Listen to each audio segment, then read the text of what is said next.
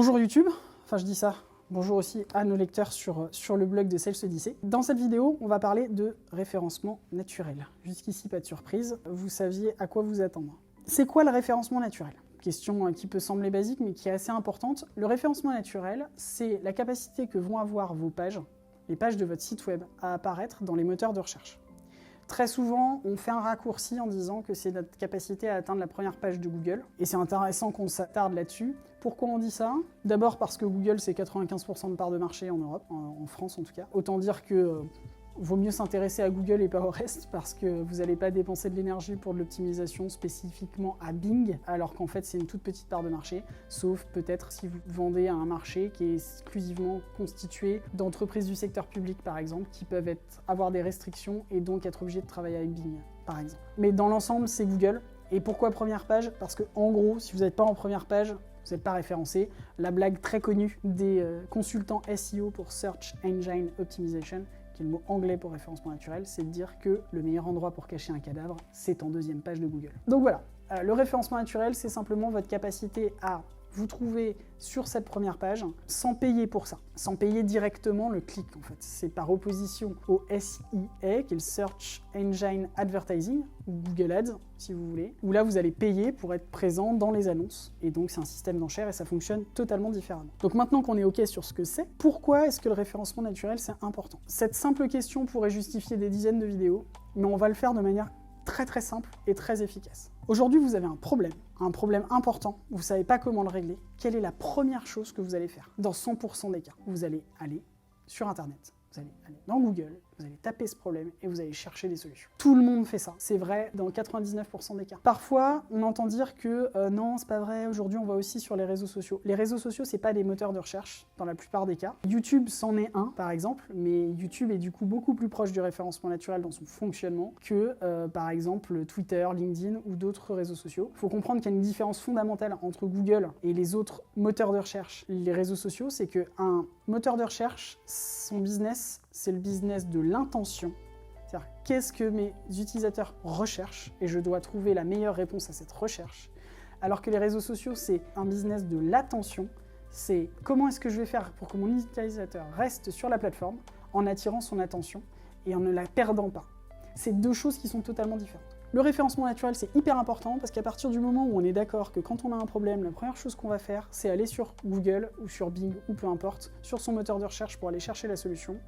Mais vous comprenez bien que être dans les premiers résultats sur la requête la plus proche des problématiques que vos services résolvent, c'est un avantage business non négligeable. Et je pense que ça suffit amplement pour justifier l'importance du référencement naturel. Maintenant, ok, c'est quoi le référencement naturel ? Comment est-ce qu'on fait pour avoir un bon référencement naturel ? Si je bossais pour Google, je dirais simplement faites du bon contenu, respectez la requête de votre client et tout ira bien. Maintenant, la réalité, c'est qu'on est très nombreux à faire ça, à faire du contenu de qualité, à faire du contenu qui matche avec l'intention de recherche de l'utilisateur. Du coup, évidemment, comme toutes les compétitions, ça va se jouer sur des détails, et parfois des détails qui sont assez importants. Les trois piliers sur lesquels on peut agir pour améliorer son référencement naturel sont la performance ou la technique. Alors c'est plutôt la technique et la performance en fait partie. La sémantique ou le contenu et l'autorité. La première, la technique. Alors la technique, c'est quoi ? C'est avoir un site qui est bien structuré, dont le code est propre et facile à lire pour les robots de Google, puisqu'évidemment Google, c'est pas des gens qui vont aller sur votre site pour aller regarder, c'est un robot qui va découvrir son contenu. C'est un site qui est rapide à charger. Et ça, j'insiste là-dessus parce que depuis quelques années, on pouvait considérer que c'était un critère indirect du référencement naturel. Il avait un impact sur d'autres éléments qui impactaient le référencement naturel. Aujourd'hui, c'est un impact direct. C'est depuis l'été 2021 où il y a une mise à jour de Google, une mise à jour qui a été annoncée et qui est l'expérience Core Update. Entre ceux qui disent que ça n'a pas eu d'impact et ceux qui disent que ça a eu un impact. Honnêtement, personne ne sait exactement quel est l'impact. La réalité, c'est que si vous êtes plus rapide que votre voisin, à contenu égal, vous passez devant. C'est tout ce que vous avez besoin de savoir. L'autre intérêt d'avoir un site performant, c'est qu'en termes de conversion, un site qui est rapide et bien plus efficace. Un site qui met 3 secondes à charger par rapport à un site, au même site qui mettrait 1 seconde à charger a perdu 80% de son trafic. Pourquoi ? Parce qu'on n'attend plus. Si ça met du temps à charger, on dégage. Ça va impacter votre référencement naturel. On pourrait débattre encore une fois avec des experts, ça intéresserait personne. Vous n'êtes probablement pas un expert et l'idée c'est de vous dire la performance c'est mieux. Le deuxième pilier, c'est le contenu, la sémantique. Google, il classe les pages en fonction de ce qu'il y a à l'intérieur de ces pages. Du texte, des images, des vidéos. Le texte est la donnée la plus facile à traiter pour Google. Et l'idée est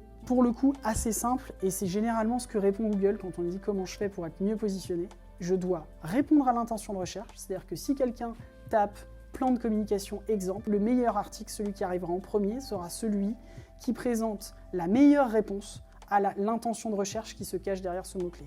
Généralement, quand on tape ça, ce qu'on veut, c'est un exemple de document qui va nous permettre de créer notre plan de communication et des indications sur comment est-ce que je vais le créer, le plan de communication. Je vous invite à taper cette recherche dans Google et à regarder le premier résultat et à vérifier que c'est bien le cas. Matcher l'intention, faire un contenu unique, c'est-à-dire ne pompez pas du contenu d'ailleurs, c'est pas le vôtre. Créez votre propre contenu qui va parler à votre cible et faites le meilleur contenu possible. Souvent, on va pouvoir retrouver comme conseil la méthode des 10 fois meilleure. La méthode des 10 fois, c'est de se dire que quand on écrit un article, on doit avoir l'intention de faire 10 fois mieux que le meilleur des articles actuels. C'est pas très concret comme conseil, mais c'est le bon état d'esprit. Quand vous écrivez un article, vous devez l'écrire avec l'ambition de devenir premier sur Google. Vous devez pas l'écrire en disant « ça va faire le boulot, on devrait s'en sortir ». Non, vous devez vraiment avoir l'intention de faire le meilleur contenu possible sur le sujet. Il y a plein de choses à dire sur le contenu. On pourrait parler du fait que chaque page doit avoir un et un seul mot-clé cible. On pourrait parler de tout ce qui est champ sémantique. En réalité, c'est des choses qui sont très techniques. Et dans un premier temps, avoir l'ambition d'écrire le meilleur article possible sur un mot-clé, de répondre le mieux possible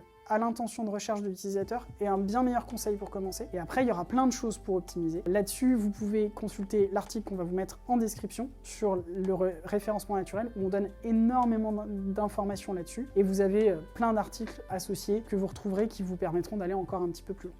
Le troisième pilier, c'est l'autorité, la popularité. Là aussi, c'est un sujet qui est très complexe et qui va potentiellement nous attirer des ennuis puisque c'est globalement un sujet sur lequel énormément de professionnels du SEO mettent l'accent. Pour faire simple, et je schématise, l'autorité, la popularité d'un site, c'est quoi? C'est son ancienneté. C'est à quel point la marque est connue. Basiquement, si on tape votre nom de marque, combien de personnes le font tous les mois? Et c'est les backlinks. Alors les backlinks, c'est quoi?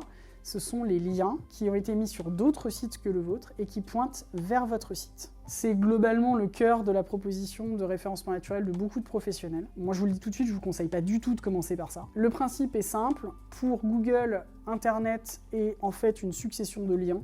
Une énorme quantité de liens avec des sites qui communiquent les uns avec les autres. Plus vous avez de liens qui viennent vers votre site, mieux vous êtes référencé. Ça, le principe de base est assez simple. Google ne recommande pas, ou plutôt interdit, d'acheter des liens ou de faire des liens qui ne seraient pas naturels. C'est-à-dire de forcer, de payer à d'autres entreprises pour qu'elles mettent des liens vers la vôtre. Parce que ça, c'est une manipulation de l'algorithme. Au fil des mises à jour, on a parfois une baisse du poids de l'autorité dans l'algorithme. On peut facilement s'en rendre compte avec des sites plus jeunes qui prennent la place de très gros sites avec beaucoup de backlinks, et puis des fois ils reviennent en arrière. C'est très difficile comme question. La version la plus aboutie et la plus borderline, voire complètement illégale en l'occurrence, du netlinking, c'est travailler avec des PBN. Je vais vous épargner ce que c'est très technique, mais en gros vous allez créer un certain nombre de sites qui sont liés entre eux et dont le seul but est de pousser un site qui est celui qui fait gagner de l'argent.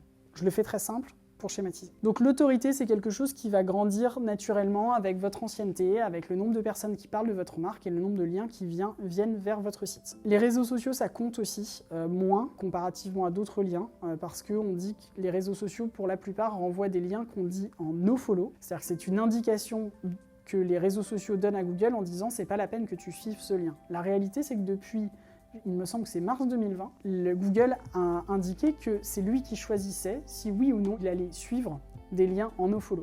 Ce que je peux vous assurer, et vous pouvez vérifier si vous utilisez la Google Search Console, qui est un outil gratuit de Google, vous pouvez voir qu'il y a des liens qui viennent des réseaux sociaux. Donc je pars du principe que ça compte. Donc voilà, 3 piliers, la technique, le contenu, l'autorité. Vous avez regardé cette vidéo, vous dites très bien, j'ai compris, il faut que je travaille mon référencement naturel, j'ai plus ou moins compris ce que sont les 3 piliers, mais concrètement, par quoi je commence? Comment ça marche? Si vous êtes très pressé, passez par des professionnels, nous ou d'autres, parce que c'est un métier. Le SEO, c'est évidemment pas gratuit, que ce soit vous ou un professionnel qui vous accompagne, ça va prendre du temps.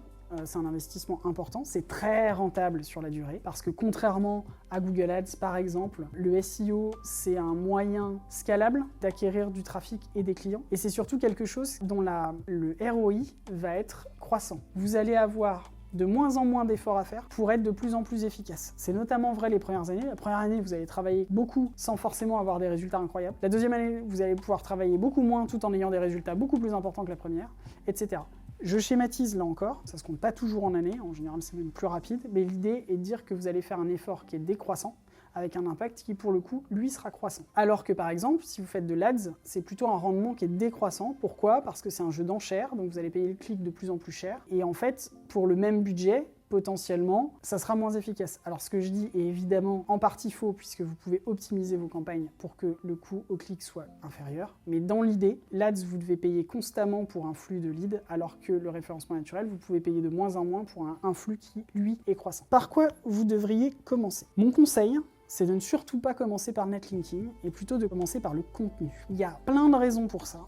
La première, c'est que le contenu qui va vous servir à mieux vous référencer est en fait de l'or en barre pour votre service marketing, votre service communication, votre service commercial. Le contenu que vous allez créer pour vous référencer, il va être utilisable partout. Vous allez pouvoir décliner des contenus qui sont sur votre blog pour les réseaux sociaux, vous allez pouvoir utiliser ces contenus pour enrichir votre processus de vente, pour enrichir votre processus de prospection. Le contenu, c'est ce qui fait que dès qu'il existe, il est utile et massivement utile. On a certains clients avec qui on a travaillé sur des stratégies de contenu qui ont intégré tous les contenus qu'on a créés dans leur parcours de formation interne pour les collaborateurs. Le contenu a de la valeur en tant que tel. Quand bien même il ne vous permettrait pas de vous référencer, il a une valeur énorme. Donc le contenu, c'est probablement le meilleur levier. Ensuite, le contenu va naturellement vous amener du netlinking. Parce qu'en fait, quand vous faites des bons articles, il se trouve qu'on les partage et qu'on les nomme, on les cite dans d'autres articles. Et donc, vous allez attirer des liens de cette façon. Donc vraiment, si vous devez commencer par un pilier, le contenu. Ceci étant dit, pas très longtemps ensuite, et surtout si votre site a un petit peu d'âge ou manque de performance, il faudra très rapidement travailler sur votre site web et sa technique. C'est pas le levier qui va avoir le plus d'impact au départ, mais en fait, si vous avez un site qui est très lent ou qui est mal structuré, tous vos efforts de contenu ou de netlinking vont être énormément ralentis. C'est comme si vous entrepreniez un marathon en vous accrochant des chaînes avec des gros boulets derrière. La technique, c'est quand même relativement simple. Vous avez la maîtrise dessus. Il n'y a pas ce côté incertain du référencement où on ne sait pas exactement quand est-ce qu'on va gagner des positions ni jusqu'où on va monter.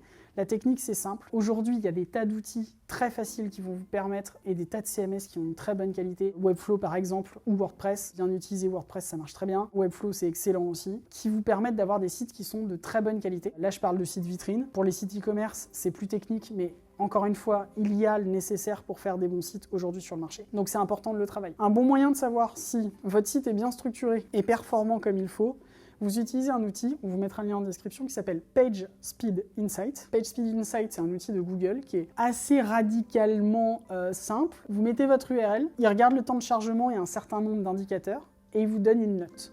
Si vous ne ressortez pas dans le vert, vous avez du boulot. On va la faire très simple. Vous pouvez passer le test sur notre site, vous verrez, et puis vous comparez avec le vôtre, et vous allez voir pourquoi potentiellement on a plus de trafic que vous. Alors ce ne sera pas le cas pour tout le monde, évidemment, parmi vous, il y en a qui ont des très gros sites qui ont beaucoup de trafic, et probablement qu'ils ont une bonne performance. C'est quelque chose qui va assez facilement vous dire, ok, il y a peut-être quelque chose qui ne va pas. Évidemment, c'est insuffisant, là c'est uniquement de la performance, il y a probablement beaucoup d'autres choses techniques, mais l'objectif n'est pas de faire de vous des experts absolus du référencement naturel, mais vous expliquer comment ça marche. Donc voilà ce que je voulais vous transmettre avec cette vidéo. Le référencement naturel, c'est hyper important, c'est hyper rentable. On a tellement baissé nos coûts d'acquisition depuis qu'on a travaillé là-dessus. Alors évidemment, nous, on fait des accompagnements en référencement naturel et en contenu, donc on est à la fois jugé parti. C'était important pour nous de montrer ce qu'on savait faire avec notre propre site. La réalité, c'est que c'est aussi quelque chose de feignant. Les 3 cofondateurs de Sales Odyssey sont à l'origine des business développeurs. On est très feignant avec Gaël et Morvan, on est des anciens commerciaux, et en fait, le gros avantage que nous, on a retiré de travailler sur le référencement naturel, c'est que ça nous a généré des leads, plein de leads. Aujourd'hui, on ne prospecte plus, c'est pas bien, mais on ne prospecte plus parce qu'on en a suffisamment qui arrivent grâce au site. Et pour des gens feignants ou pragmatiques, question de point de vue, c'est très utile parce qu'en réalité, grâce au référencement naturel, vous avez une autorité naturelle, entre guillemets, parce que quand on voit un résultat en premier sur Google, on se dit que l'entreprise est fiable, ce qui est probablement le cas, mais en tout cas, ça se démontre tout seul. Les contenus qu'on fait, on les crée, certains parlent de copywriting, de manière à ce qu'ils convainquent de notre expertise. Et du coup, en fait, en réalité, c'est très facile. Derrière, nos leads, ils sont déjà convaincus quand ils nous contactent, et du coup, on a des cycles de vente qui sont très courts, qui sont relativement simples pour nous, et du coup, c'est très simple, puisque nos coûts d'acquisition sont extrêmement faibles. J'espère que ça vous aura intéressé, que le référencement naturel, c'est un petit peu plus clair pour vous. Je vous invite vraiment à vous poser la question de savoir si vous utilisez suffisamment bien votre site et son référencement naturel pour votre business, et du coup, faites vos essais, appelez des professionnels si vous voulez aller vite, appelez-nous si vous voulez le faire encore mieux.